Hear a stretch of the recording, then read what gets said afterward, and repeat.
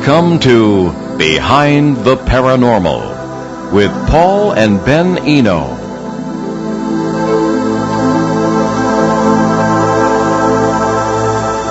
What happened in Socorro, New Mexico in April 1964? When did toads invade Worcester, Massachusetts? What did it all have to do with our old friend Joe Ferrierre? Hey there, and welcome to the 477th edition of Behind the Paranormal with Paul and Ben Eno. And those questions came from my co-host and partner in the paranormal, my dad. So we bring you a special show this evening in honor of Joe Ferrierre, who passed, or shall we say, translated, as we normally say on the show, a little over a year ago. So feel free to call in, and the number's tonight, 401-766-1240. Again, that's 401-766-1240.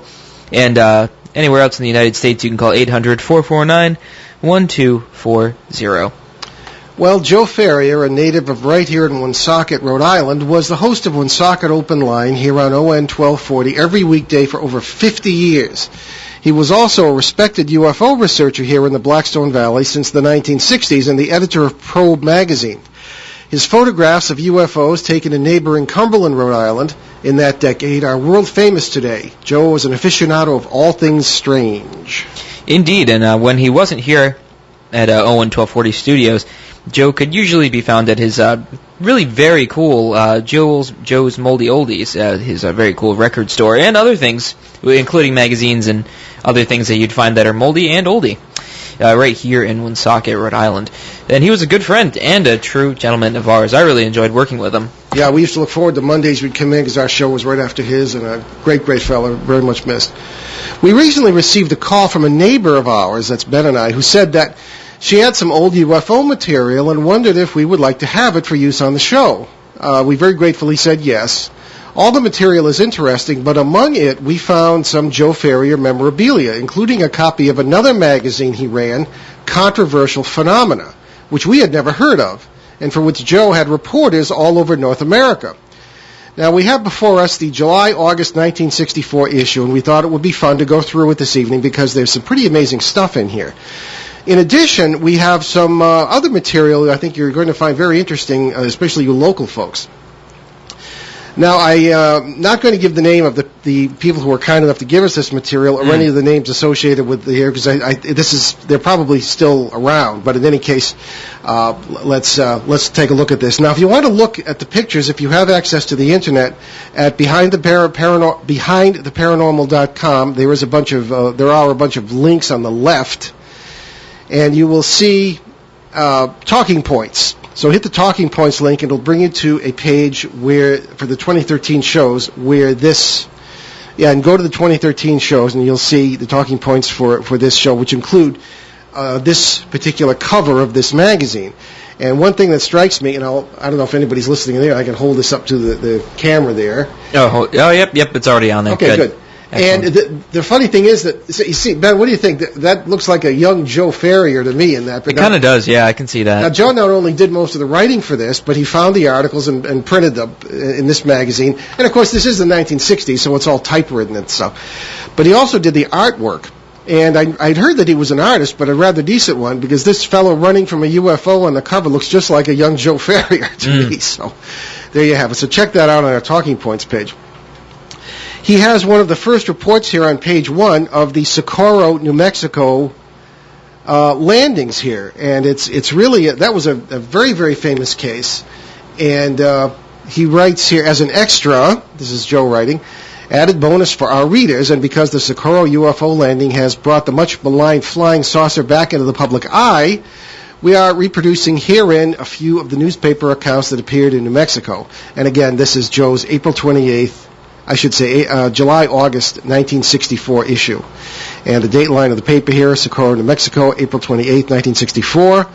And the subheading, City Policeman Zamora, that's Lonnie Zamora, reports sighting egg-shaped object and views takeoff. Tourist sees craft just before landing. So what appears to be substantial evidence of an unidentified flying object landing and taking off in Socorro has been observed. City Policeman Lonnie Zamora, a highly reliable source, saw a four-legged, egg-shaped craft and two persons in a gully a mile south of the courthouse shortly before 6 p.m. Friday. He saw the object rise straight up and take off and disappear beyond 6 Mile Canyon to the west. Some of the evidence of the landing and takeoff remained in the gully. There were and experts who we know actually went out and checked those things back in the 60s and found landing marks, burn marks, this sort of thing. So that's a case that can easily be looked up. On the next 2 pages here, Joe has Air Force consultant checks UFO in Socorro. And Dr. Alan Hynek was a person whom I met just before he died, but he was a very, very interesting fellow who was hired by the U.S. Air Force to debunk UFOs, because a lot of people were calling at the time about this. And he ended up a UFO believer. So there you go. Now, we have some interesting things here besides UFOs. I'm going to get into some local stuff in a minute, but besides UFOs here, there is an interesting bunch of what we would call in the business Fortean phenomena, after Charles Fort, who was probably the greatest collector of odd things. He would spend most of his life in the British Museum or the New York Public Library, and he would find all sorts of interesting things about, frogs falling from the sky, things that really do happen. Things appearing and disappearing. Anything weird, he cataloged it and put it in a book that's about as thick as the old phone book used to be, back when people used phone books. So Ben's going to read for us some of the reports that Joe Ferrierre has in here in his magazine, Controversial Phenomena. And here's one dated May 22nd, 1964, Miami, Florida. Grab this from across the table here. So in Miami, Florida, a snake hunter bitten by a pet cobra and hospitalized after his bride-to-be heard him call her 20 miles away for help, died last Thursday night. Sure, I feel like I'm reading the morning news. Well, you did that this morning. That is what I did this morning. I'm still in morning show mode. Should get into Behind the Paranormal mode, which I'm about to do right now. So Sherbert D. Lee, 28, was given all the anti-venom his body could tolerate and kept alive for 2 days with a mechanical respirator. His fiancée, Florence, I think that's Gutierrez. Gutierrez, I think. Gutierrez, yeah. Good old Florida Latino name. Yeah, I should remember my Spanish. She was 32 at the time, and said she was reading at home on Tuesday night, which is that I heard him call Florence. And she said she drove to Lee's darkened house, broke in, and took him to the hospital. Wow. That's really crazy. Yeah. Alrighty. Joe found it. Yep. Yeah, so we're moving on. But this idea of people hearing a loved one call from 20 miles away or 1,000 miles away is not uncommon in the paranormal. It's very sweet. Yeah, well, people are connected, and that's the thing. It doesn't have anything to do with time and space. Indeed. All right, let's see. What's next? Teddy in Albany, New York, and I think that's June 21st, 1964. Teddy Bix had heard of flying saucers, but a flying garage? Well, that was quite a bit different. Bix of Albany was sweeping up leaves last April when he saw a garage rise up from a neighbor's property, level off at about 15 feet, skim over a hedge, and crash into a road, and no one was hurt. Yeah, no, that sounds like the Hutchison effect. Yeah. A spokesman for the Albany Weather Bureau said it was caused by a freak gust of wind. That is some wind. Yeah, I was going to say that's tornado. Some wind. Yeah. It was a freak tornado. There are downbursts and things that could do things that approximate that, I suppose. Yeah, but the way it's described is that it rose up slowly and then just crashed after 15 feet. Yeah. All right. Anyway, continuing. Quote: It wasn't what is classified as a twister, he said, but if rising air currents were sufficient, a vacuum may have been created on the side of the garage as it would be in a tornado. I don't know about tornadoes, but, well, actually that's just what I just said. So, coming up with this, coming up next, you have the Worcester Evening Gazette in 1964, about the next day, came out with a story. This morning's light rain stirred hundreds of tiny hopping things from their shady retreats into dampened lawns along Nelson Park Drive, according to the neighborhood residents. And what could be more fun for schoolboys on the first day of summer vacation than scooping up a handful and bringing them to mother for a loving caress? Huh, Mom? Now, I believe Joe wrote those. So he was a pretty good writer. I think that's very entertaining style and a way to report on. I like how it's described as tiny hopping things. Well, see, this is real news. I mean, not like politics and all this stuff. It's like that line from A Christmas Story. Yeah. Guy swallows, like, what was it, like rubber band? Guy swallows yo-yo. Like, that's real news. Yeah. Let's see. Next story, a change of pace. This was June 28th, 1964, at a UPI. If you think you've heard fish stories before, brace yourself. Here's a real humdinger.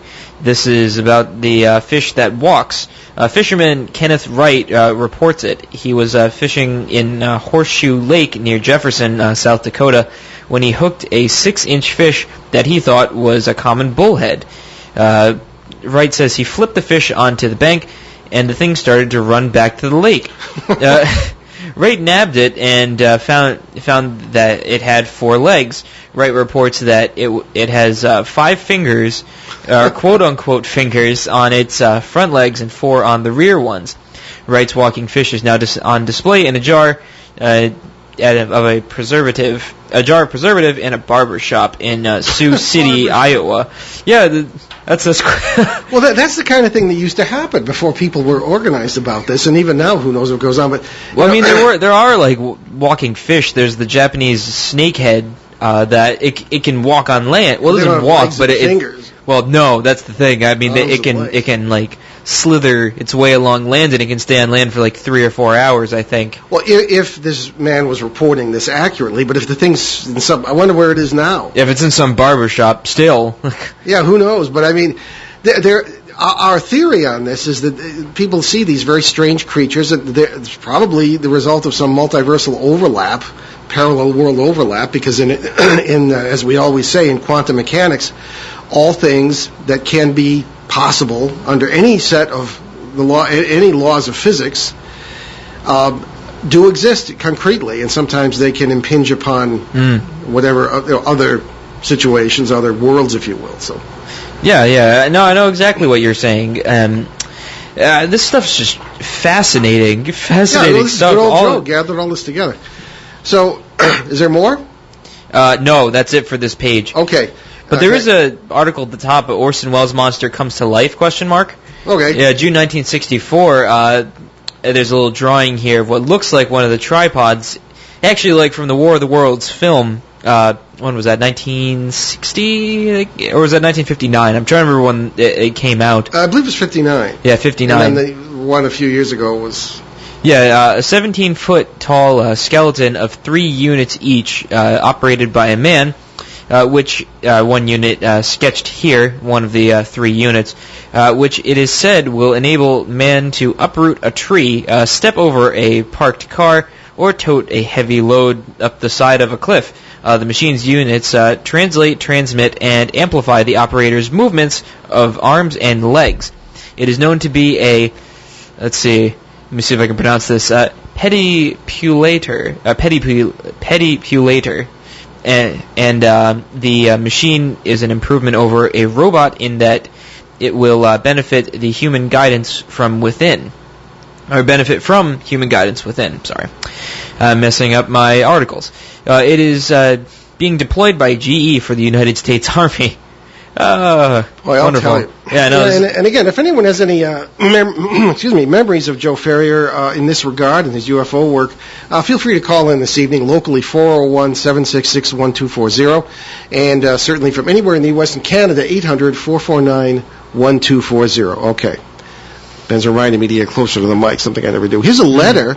There were also some letters in this package. There were a lot more than this magazine. There was an old scrapbook. There was a name on it. I won't give it over the air, as you might not appreciate it. It's probably still around. But this gentleman, born in 1940, I could see from some of the documents in there, was a real UFO aficionado, obviously a friend of Joe Ferrier's, and even has a letter here written to Joe by a fellow by the name of John C. Ferguson from Prescott, Arizona, dated June 5th, 1964.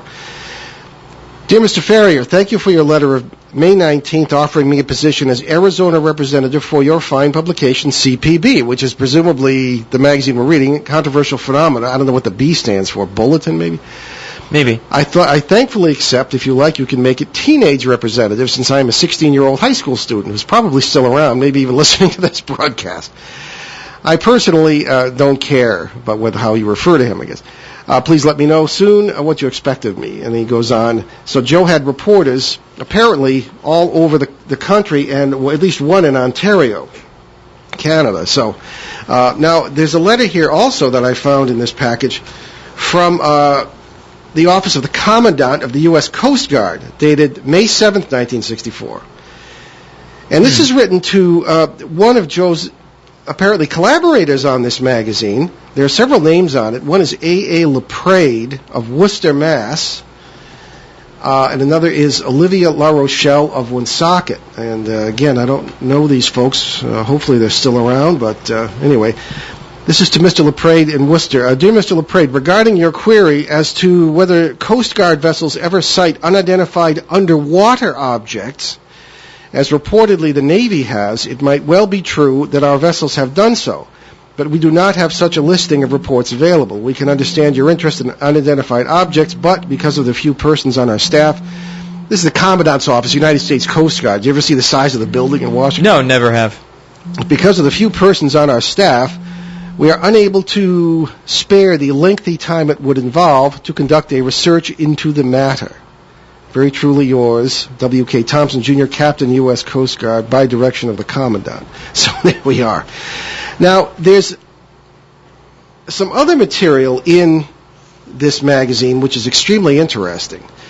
We, among the things in here is a crayon sketch or drawing by a third-grade girl whose name I will not give.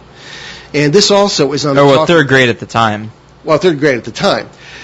This presumably is from the early 1970s, although I really don't know. Here is the picture, and this purportedly shows what I'm going to read next. This apparently... Now, this could very well be just an essay or something she made up just for a school assignment, but I don't know, it sounds kind of interesting to me, and supposedly it happened in Woonsocket. And the little girl's name is here, but her name was Tammy, but I won't give her last name. The Martians, it says. One day I was walking in the woods, then I came to an empty lot. I stayed for a while, and then all of a sudden something went bam, boom, something like a flying saucer. So I looked at it. It was the most incredible thing I have ever saw. Okay, this is a third grader, by the way. So I went near it, but I didn't touch it. I was afraid. So then some of the creatures came out of the flying saucer. I was scared stiff. I didn't move. I was so afraid I almost screamed, but I didn't. They came near me, and I backed up, and then I ran as fast as I could go. So I went home. I told my parents, but they didn't believe me, so I didn't tell anybody else. I guess until the third grade teacher here. So, well, maybe it was just sort of like an interesting occurrence or whatever. The assignment was like, well, yeah, it was interesting, all right. Yeah, it is definitely interesting. Yeah. I wonder where this was. I know it's in Woonsocket, but I don't know where. I'm wondering too, because that hill, we live on Fairmount Hill, which is really strange. It is really weird. And I remember one incident. Now I've said this before in the air. When we had just moved there in 1996. You were 5 years old, 4 or 5, and we were taking a walk with your cousins. And the neighborhood dog, the sort of the self-appointed traffic warden of the 8th Avenue, up in the open space lands up there, Fairmount Woods as it's called, and we came upon a beautiful field. I'd never been in there before because we just moved. A beautiful field of yellow flowers. It was breathtaking. You remember that? Sort of. I sort of remember that. But there was another time, too, that I always forget about until you bring up, remember that time we were in the woods and that really nice thing happened? Then there was that time I went in the woods with my cousins and I think I was like 8 or 9 at the time because we had our dog back then, and we decided to go through a walk through the woods, and we heard this like growling sound, and the neighborhood dogs that were with us, we saw them running in the opposite direction out of the woods, and we were watching like, where were they going? Turned around, saw this. The only thing I really remember was this shape that was like, It was like black with like red eyes, and that's all I remember seeing, like a round shape. And then I just bolted out of there. Yeah. So yeah, I remember you talking about that. Yeah. But the reason I bring up this field is this: usually you come to a clearing in the woods, as this little girl describes, and there, I have never been able to find this field again. And it's only 30 acres, and it's right up above our house. But I've never been able to find it again. So perhaps was this some sort of multiverse experience, or if this indeed happened, it isn't just some story that she told for the sake of a class assignment. So we don't know if Tammy happens to be listening and recognizes what she wrote from all those years ago. Feel free to call in. Okay, now here's another interesting thing in our little collection that the neighbor kindly gave us, and this is, I guess, from the Woonsocket Call. Is it from the Woonsocket Call? It must be. There's no. Is there a date? No, there's no date on it that I can see. At the top. You look at the wrong side. October 12th, 1976. Yesterday, compared with some of this stuff. Yeah, it's an article from Bellingham, and the object hovers in the sky. It's Bellingham, Massachusetts, for you Outlanders. Indeed.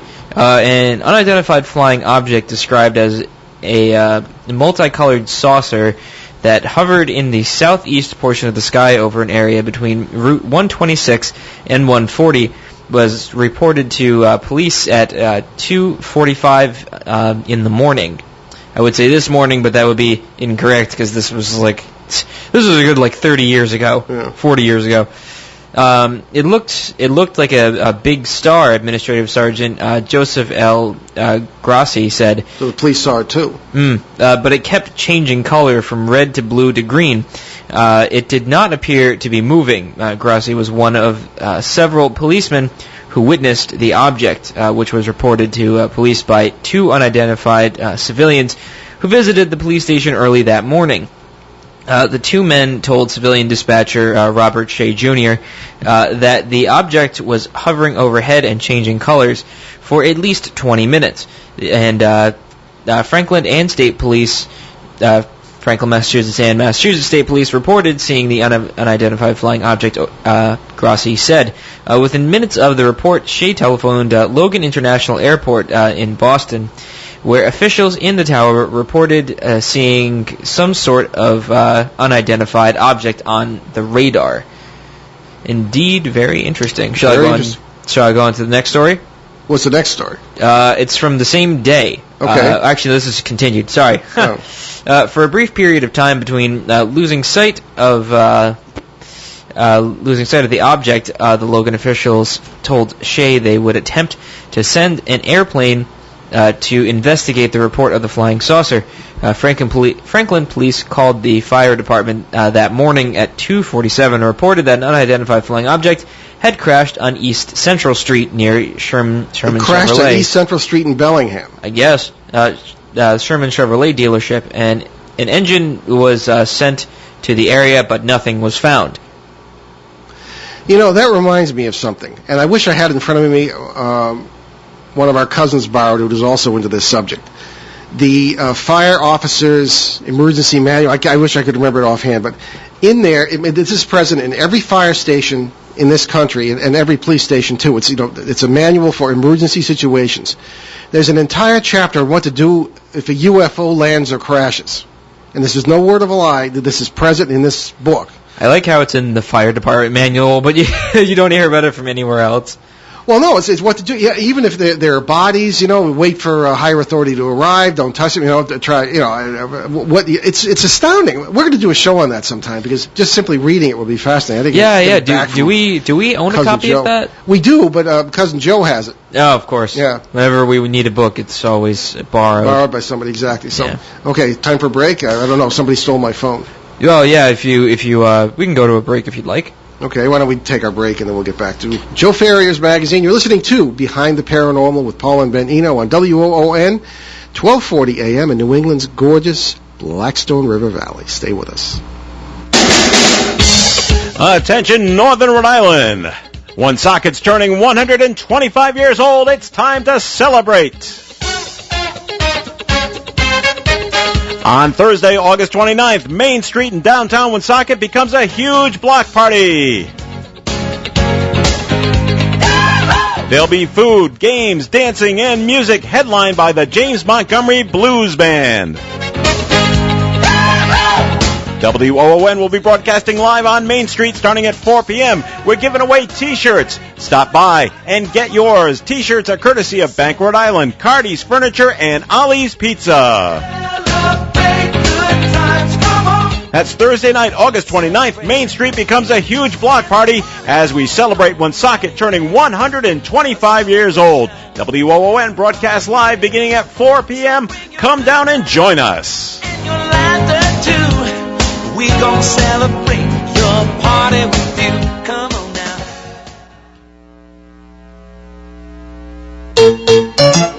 ON Worldwide. And welcome back to Behind the Paranormal. We're doing a special show. That's true. Our old friend Joseph Ferrierre, our local listeners. Host of Woonsocket Open Line for many, many years on this station. And he also was a well-known UFO expert of the early 1960s and early 1970s. And we're going through just some of the material that we recently came into contact with that was given to us very kindly by a neighbor who's perhaps I've never been able to find out who exactly collected this material, but there's reams of material, scrapbooks on many, many UFO cases, including some local ones that we have been reading about tonight. One of the things that strikes us here, too, is there is a UFO report, and I'm not going to give the gentleman's name again. If he's still around, he's certainly welcome to call in this evening. But he is sending an application form to the International UFO Registry in Hammond, Indiana. We found the material in this packet of information. It had never been sent, and it was still in the sealed envelope. We felt that we could open it because this had just been given to us. So this is answer to one of the questions, have you ever seen a UFO? And he said yes. He answered yes to that, and he said, writing's a little hard to read. Last objects seen were 10/12/1975. Haven't seen any more since. All right. And they were the same as I described and sent in sighting descriptions. No, that I don't have a copy of. When I rewrote you for an application form 11/21/75. And he goes on talking about his experiences locally here in, presumably in the Woonsocket area. I would like to note my sincerity in trying to explain something, the unexplained. Back when everybody wrote in cursive. Yeah, we're not used to that anymore. No. UFOs, and he just stresses that he's not a person who imagines things, and he's very careful in his sightings, and he would not report anything dishonestly, and it's very interesting. But again, that this was never sent, so there we are. Now here is a report. You know, one of the things I meant to mention before the break, Ben, was that this report from Bellingham in 1975? 76. 76. Is exactly like the one we got last night on last night's show on our CBS edition from our reporter. Oh yeah, Kyle Dayton. Yeah, Kyle Dayton. We Joe wasn't the only one who had a reporter in Arizona. So do we. The show has reporters. Kyle Dayton from the Phoenix area, well-known UFO expert down there, television personality, called in last night with a sighting that is virtually identical to what was described in this 1976 Woonsocket Call article about the Bellingham sighting. Right. A light in the sky, green, even the same colors, red and white, alternating. Only this one moved in it was described in a snake-like fashion. And didn't crash. And didn't crash in Bellingham, Massachusetts. Very clumsy aliens. There we are. So, anyway, okay. Oh, okay. Just a little reminder there. No, there's plenty more in this magazine. Right. Here's a report from this. I guess it's the first report from this young person who had written to Joe earlier about being a reporter for this magazine, Controversial Phenomena. And he's writing to Mr. LaPrade here. So here is the form you sent me. I'm sure. Let's see. Here's his report. I guess this is from Arizona. We were living in a nice four-room house in the country about 8 or 9 miles from the nearest town. That certainly wouldn't be Rhode Island. That night at 8:45 p.m., a mother went out to the small storage shed in our backyard. She had only been outside for a few minutes when she noticed a very bright light, which was low in the western sky, moving slowly in an easterly direction toward our house. Mother went to the back door and told me to hurry outside. When I did, she asked me if I saw anything in the sky. I told her I saw a, quote, funny-looking fuzzy light, unquote. When I first saw that, it appeared to be a fuzzy light, but after watching it for about 10 minutes... But was it indeed funny? Well, he didn't mention that he started laughing. Yeah, I was making a little play on words there. Right. Okay. Very good. For about 10 minutes, the object came close enough for us to clearly see its unusual shape. Then it stopped and hovered for about 3 minutes. We noted that it appeared to be large and at a higher altitude than we first saw it. It had a very bright, luminous glow that was white in color.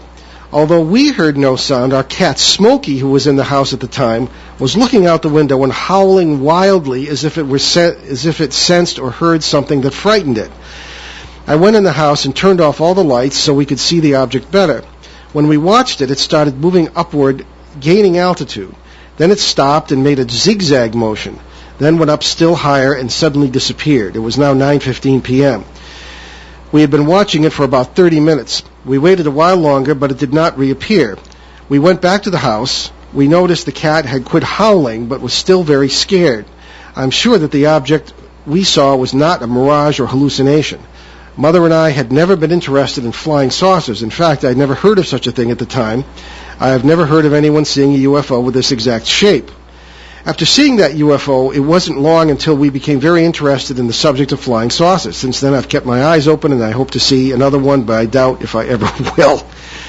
Okay. You never know what you're going to see here. Another letter to our old friend Joe Ferrierre. You know, we talked about this with Joe a lot, and as a matter of fact, there were things that he said on our show I can't believe I didn't bring the date. But anyway, if you look at, it was back in 2009, Joe was on our show back when we were on Saturday mornings, and he said some things that he had never said on the air before, and I felt kind of honored by that. But one of the things I discussed with him privately more than once was the reason for the variety of craft that seemed to be obvious in some of these sightings, especially these early ones. Because people describe these as nuts and bolts craft, and to this day, people like our old friend Stan Friedman, who was on a few weeks ago with us here on ON, describes these, still kind of holds to these as kind of nuts and bolts craft, but other people... I think it comes down to perception. I think it does, because too. If you wanted it, because back in the day, this was like the 60s, 70s, and like the 50s, 60s, and 70s, when you had like the those B-movie thrillers, like Teenagers from Outer Space and things like that, where... Teenagers from Outer Space. Yeah, it's really bad. It's a terrible film. Don't even bother watching it. I won't. It's, but what I'm trying to get at is people were thinking of these things like it was the Jetsons or whatever, so they saw flying saucers, and maybe they saw them as literal flying saucers that were nuts and bolts and things like that. Now, you have UFOs now, which look more like balls of energy or whatever. Mm-hmm. Or, you don't really see too much, like, physical craft anymore. You see, like, that's not the right word.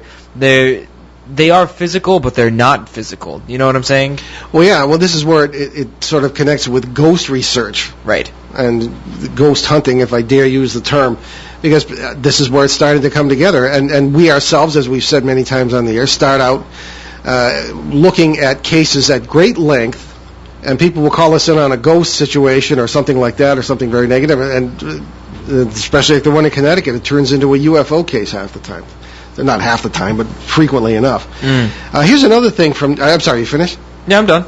Here's another thing from Joe's magazine here, again, this July-August 1964 issue of Controversial Phenomena, published by Joe Ferrierre. And the one on the bottom there is kind of interesting, the Little Men Reports. Little Men Reports from South America. In 1950, Dr. Bosa saw 3 little dead men dressed in brown suits which enveloped them from head to foot. Enveloped, I think. Enveloped, yeah. Sorry. Yeah, enveloped them from head to foot except for the face. 1954, Pedro Moraes saw 2 little men, apparently the same size, clad in yellow suits, which enveloped them, including the face. On the night of December 10th, 1954, 2 young boys, Lorenzo Flores and Jesus Gomez of Caroro, Venezuela, were rabbit hunting near the Trans-Andean Highway, where they spotted a shiny object, which they thought was a car. They approached it and found that it was an aircraft of unusual design. It looked like two wash bowls on... there we go, saucers. It looked like two wash bowls on atop the other, and hovering about 3 feet off the ground. They estimated it to be about 9 feet in diameter, and they said it gave out fire from the bottom, quote unquote. Then 4 little men came out of it. They seemed to be about 3 feet tall. Then when they realized we were there, they grabbed Jesus and tried to drag him to the object. Lorenzo tried to beat them off with his unloaded shotgun, but the gun seemed to have struck rock or something hard, as the gun broke into 2 pieces. Good heavens. An earlier incident described little men dragging rocks and dirt to their ship earlier one morning in Caracas.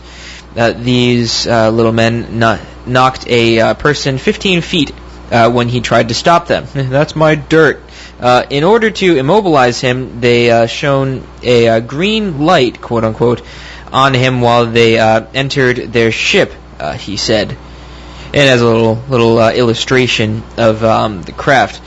Wow, that's terrifying. Well, you know, of course, why don't you hold up? Maybe people can see the illustration. There is too small. No, it's... Or I could just do this. Okay. There we go. There's a little illustration for those of you listening to us on the computer. Watching us on the internet. I always forget this is TV too. I have to make sure not to laugh at things. But in any case, the question arises. Of course, naturally, people can say, you know, that these were people who imagine things or hoaxes or whatever, especially when teenagers are involved, because the next one's from teenagers. But again, you know, you just don't know. And Joe, as we remember him, was a very, very careful fellow. Yeah. He didn't just take things at face value. You know, and I didn't know him in the 1960s, but I don't think he was probably all that different, so I've heard. So just a little younger. Well, somewhat younger, yes. Weren't we all? You weren't. I didn't even exist in the 60s. Well, I don't think that's true.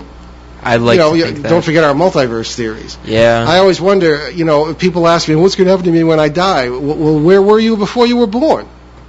Haha. You know? Ho-ho. Where were we all in 1889? Or something, you know? Somewhere. So here's another, in page 16 of Joe Ferrierre's magazine, Comprehensive Phenomena. I should say Controversial Phenomena. It's Monsters, Monsters, Monsters. Joe probably wrote those. Oh, no, he didn't, actually. Reported by 3 teenagers and their names. Oh, 3 magazine representatives, 3 of Joe's reporters, okay? Sister Lakes, Michigan, June 11th, 1964. Boy, 64 was an active year, I guess. Indeed it was. The monster of Sister Lakes made an appearance Thursday along a lonely wooded road and scared the daylights out of 3 young girls. The monster, described as a creature 9 feet tall, more than 500 pounds in weight, and sporting a black leathery face. I thought I was going to say black leather jacket. Black leathery face, had been seen mostly at night, but is now apparently bold enough to put in daylight appearances. Joyce Smith, 13, Patsy Clayton, 12, and her sister Gail, 13, saw it. Joyce saw it first and fainted. Patsy stood immobilized with fear. Then the thing disappeared in the underbrush. After a woman reported that the monster had scared her out of her yard 2 nights ago, Cass County Undersheriff Ernie Krause announced he would attempt to track it down with a posse. Here we go. A posse? Ooh. Yes. Skeptics there are, but others think there is more to it. For instance, Mrs. Utrip's husband, John, who said he saw the monster 2 years ago as he drove into his backyard. It was standing behind a bush, he said. That reminds me of the Bigfoot sighting up near Spring Lake. Oh, yes. In Burrillville, Rhode Island. Yeah, I do remember that. Except that was a white, it was like albino. Sort of a very lost, abominable snowman. Or it was just old. Anyway, this poor woman went outside to investigate a noise at the rear of her home Tuesday night. Again, we're talking about back in 1964. As she stooped alongside the house, she heard, quote, great thumping feet, unquote, pounding toward her and felt the ground trembling. That same night, Gordon Brown, a farm worker at a nearby farm, said he saw a monster standing between a shed and a barn. He and 2 other men chased it but lost it in the woods. Brown's and Utrip's descriptions did match, said Krause. Mrs. Utrip said, quote, I know it sounds as if I were ready for the bug house, but this thing is getting on my nerves. A 6 by 18 footprint was found alongside Utrip's farm. Some of the witnesses say the monster sounds like a tame goose. I love how people who weren't there, hurl down these thunderbolts about what these things really are. And others say it sounds like a baby crying. Deputies said dogs get unnerved and dive for cover when it is near. All right, so, that's as far as this goes. But again, I'm sorry, Joe goes over to the next column. The monster has been a local legend for years. Geologist Victor, good Lord. Is that his name? Tver de Kolobov. Good Lord, heavens. Anyway, you're part Russian on your mother's side. Maybe you could read this. Claimed to have seen it in 1953, the year I was born, in nearby Lake Labiknir. Know what? I'm reading a Russian story. It's not a run over to the column. Joe was a good writer and an excellent researcher, but needed a little instruction in publication. Well, this was all made. Well, that's true. So he had to arrange it himself. So anyway, Joe, as you can see, was very interested in all areas of the paranormal, not just UFOs, just as we are. Since I read the last part of that story, I might as well read the first part. Where is the first part? Above the second part, with an illustration between it. The following report comes from CPB. That's the CPB representative Lucius Farish. He had more reporters than our show does. We have about 12. He's got at least that much or more. Oh, I think he had way more back in the day. May 31st, 1964, Moscow. Presumably Russia, not Moscow, Maine. A team of Russians plumbed the murky depths of Siberia's Lake Voroda Saturday to seek a weird lake monster, which, according to local legend, has convulsions, a hair-raising voice, and likes reindeer. Well, like his pets to eat? What? Collects them. The monster has been a local legend for years, and that's why, hence the geologist Victor, claimed to have seen it in 1953 in nearby Lake Labiknir. Engineer Victor Fromson, writing in the English-language Moscow News, reported that he had seen it in the Voroda region last year. The 2 descriptions agreed only in that it was, quote, spherical and horrible. Spherical. And horrible. So it was either very fat, or it was some very interesting kind of creature that... Cthulhu. He wasn't spherical. He had a lot of tentacles. That is true. Well, he had a spherical referring head. to the upcoming Necronomicon in Providence. Lovecraft Conference, H.P. Lovecraft. Anyway, and there is a map of the area of various lakes and roads in there. So there's that as well. So Joe is going as far as Russia now for some of these stories. All right. Here's one from the Worcester Daily Telegram, May 13th, 1964. All right, here is, okay, let's see what this is. It's right there, if you want to Alrighty, tackle that one there, Ben. It starts at the top there. Alrighty, so Worcester Daily Telegram, this is from May 13th, 1964. Boy, the whole Blackstone Valley was hopping with paranormal events. Seems like it. Yeah. Alrighty, so a species that once dies is forever dead. That fact, attested to by the evolutionary biologists, helps to explain the fervor with which the conservationists resist any action by man that might threaten the survival of some bird or beast or tree. I like how they just put trees in there. George Gaylor Simpson, professor of vertebrate paleontology at Harvard University, makes this statement on the development of living forms, like life forms. No, that's a savage. The civilized ones drink, swear, and blow each other to bits, unquote.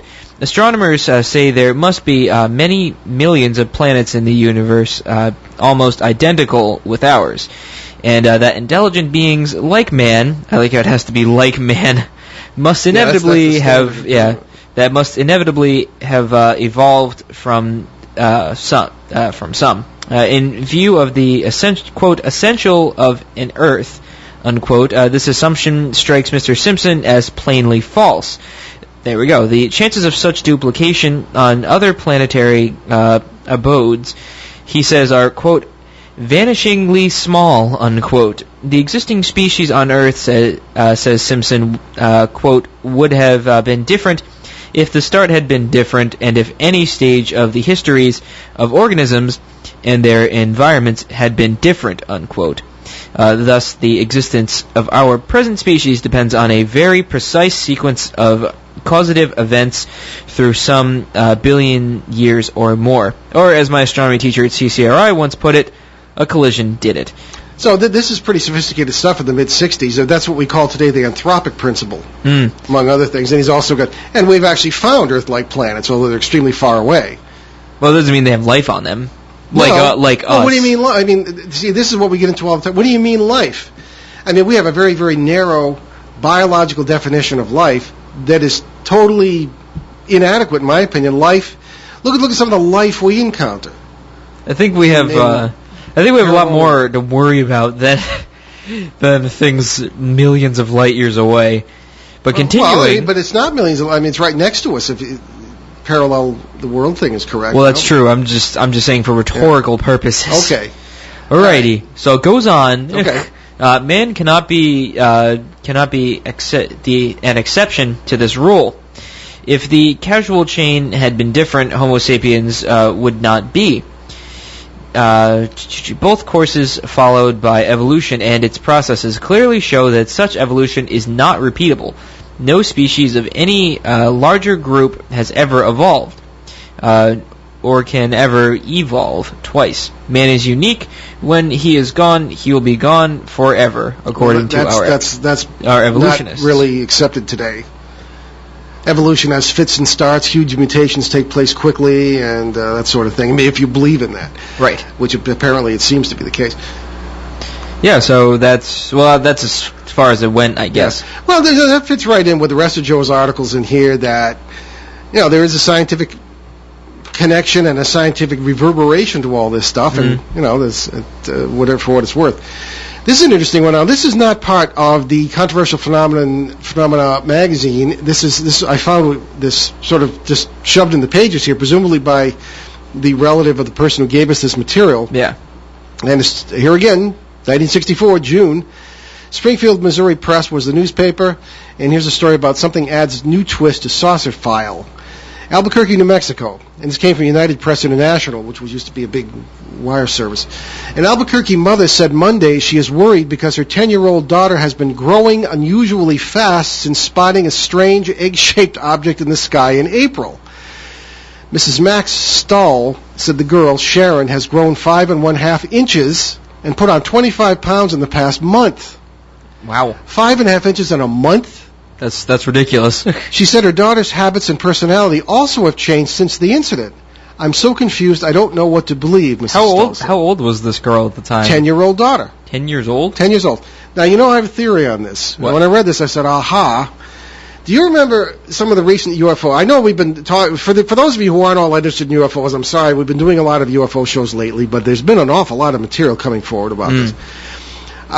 We were, especially with Ted Phillips and Stan Friedman in recent weeks, we've been talking about people going into certain places and coming out knowing things they didn't know before, somehow smarter. Next week we're going to have Andy Colvin on, who had one of the few positive Mothman experiences. Mothman, for those who don't know. Oh, yeah, he's like a mathematician now. Yeah, Mothman was a media name given to this weird creature that appeared in the Ohio Valley of the United States around this time, 1964 to 66, and 68, around the time of this magazine Joe Ferrierre produced here. And this creature would create unbelievable terror in anybody who saw him. But there are a handful of people, including Mr. Colvin, Andy Colvin, who will be on with us next week, who had a positive experience and had something like this happen. He didn't start growing, but all of a sudden he understood math, and he was able to get into music, and he could play kind of like you, who picked up the bass just on your own in a matter of a few weeks, from what I remember. Would you have a Mothman experience up in the woods there? Or? No. Okay, well, whatever. Maybe you're just smart, but I think you are. But in any case, interesting stuff. I think this person perhaps had a multiverse experience of some kind, contacted a place where maybe by means of this object, which was using perhaps an overlap from a parallel world to enter ours, or at least be seen from ours. And part of that world might have been a smarter 10-year-old girl who was a little bigger and weighed. I don't know. I mean, this is all speculation, of course, but this is all amazing possibilities. Yeah. Okay. We got any more time? We have another time for another article here from Joe Ferrierre? Yeah, short one. Okay. Well, this isn't very short, but we can start it. This is Colorful Saucers over Massachusetts, 1952 to 1964. And again, this is from his magazine Controversial Phenomena, which we had never heard of until somebody just gave us one. Fall fashion note. The flying saucers now come in colored stripes with a white tail light. I love how Joe approached this one. That's the way two employees of the United Screw Machine Products Company described one they claim they saw over the city about, again, this is Worcester, about 10:15 last night. Again, this is August 1952. Ronald N. LaPrade, the brother of the fellow who helped Joe with this magazine, and Roland C. Progrin said the luminous object shaped like a teardrop and racing at high speed toward the center of the city seemed to come from the direction of Grafton, Massachusetts. It had mixed colors, they said, blue, green, and red, and a white tail light. Now here are those blue, green, and red lights again. Oh, yes. The blue was at the front or wide end with the green in the middle and then the red. The two men who were at work said they went to a water bubbler. Oh, remember that? Ah, yes. In the New Englandese for a water cooler, I suppose, in the shop, or a fountain, in the shop for a drink. As they passed by a wide open door, they said the saucer, quote unquote, swished by at a distance of 150 yards and a height of 200 feet. It's not that far away. It made no noise, they asserted, and it seemed to be traveling parallel to Grafton Street in the direction of Worcester City Hall. LaPrade and Progrin said that they were able to observe the object for about 3 seconds before their line of vision was blocked by nearby buildings. At that distance, they said, it looked about the size of an ordinary saucer. So apparently they were very familiar with flying saucers if they had something to compare it with. Oh, yeah. They said they were impressed with the tremendous speed of the object and said emphatically that it was not an airplane. All right. There's another one from Lawrence. We have a lot of announcements tonight, so maybe we ought to kind of, Lawrence Eagle Tribune, May 7, 1964. We'll do this. If people are interested, we'll continue with this material from this packet, some of which has a lot to do with our old friend Joe Ferrierre, as we said, and we'll see what else we can find. If you're interested, let us know. Right. So on to other things. For something entirely different. Well, moderately different. We will have a drawing in early October for 2 free 4-ticket family packs for the first New England UFO Conference in Leominster, Mass. on Saturday, October 26th. Among the speakers will be some of the UFO experts who are regulars on our show: Stanton Friedman, Kathleen Martin, Peter Robbins, and many, many more. And my dad and I will be there to interview them in front of a live audience, so they'll take questions from the audience as well, besides us. Okay, so you can meet all these great folks and even meet us if you want. So all you have to do to enter is send an email to us at paul@behindtheparanormal.com or drop us a snail mail at Behind the Paranormal, care of WOON 1240 AM, 985 Park Ave, Woonsocket, Rhode Island 02895. Please include your name, address, phone number, your name including your first and last name, address and phone number, and there's also a link at BehindTheParanormal.com. The drawing will take place on air on Monday, October 7th. And again, there's no charge to enter this. It's just for fun, and you'll maybe get some free tickets to this great conference where there are going to be some great speakers as well. So, and again, you can also enter on Facebook. Behind the Paranormal has a Facebook page, and you can go to that and just send us a message through that, and you can also enter that way. But again, also just your name, your phone number, and what else did I say? Name, phone number, address? And email address, right. Well, regular address as well. Okay, all right. Also, Ben and I will be presenting Behind the Paranormal, A Cosmic Journey at the Harris Public Library here in Woonsocket, Rhode Island, at 7 p.m. on Wednesday, September 25th. There's no charge, no registration, and there will be refreshments. Ooh, there are going to be refreshments. I didn't even know that. Yeah, that's the only reason we're going. No, we haven't made ourselves available to libraries around here in a long time. We have a lot of new stuff to report, so I think it should be a fun night. Right. So many thanks to our producer, Ben himself. And next week, Karen Anderson, the animal communicator, will be back with us. That's August 26th. And we are still negotiating with her about what she's going to do, but there may be chances to send in pictures of your pets, and she can tell you all about them. All right. In our CBS edition of the show on Sunday, August 25th, in Boston, Pittsburgh, Detroit, /Windsor, and Seattle, and Vancouver, and on radio.com, we will be back with Andy Colvin, as we mentioned during the show, who has become a modern-day Charles Fort, a great researcher of everything paranormal, and one of the few people who ever had a positive experience with the Mothman. And we leave you this evening with a thought from one of my favorite thinkers, the 2nd century philosopher and Roman emperor, Marcus Aurelius. Boy, those two jobs didn't often go together. No. Quote, everything we hear is an opinion, not a fact. Everything we see is a perspective, not the truth. Okay. We got more time. Yes. All right, how much more time? About 20 seconds. 20 seconds, okay. Well, again, a tribute this evening to our old friend Joe Ferrierre, radio legend, paranormal legend, and a wonderful all-around fellow and a true gentleman whom we miss very much. Passed away a little bit more than a year ago, and our best wishes and honor to him, his family, and all those who have respected him over the years. I'm Paul Eno. And I'm Ben Eno, and thanks for joining us on our great cosmic journey, and we shall see you next time. Return to this radio frequency 167 hours from now for another edition of Behind the Paranormal with Paul and Ben Eno.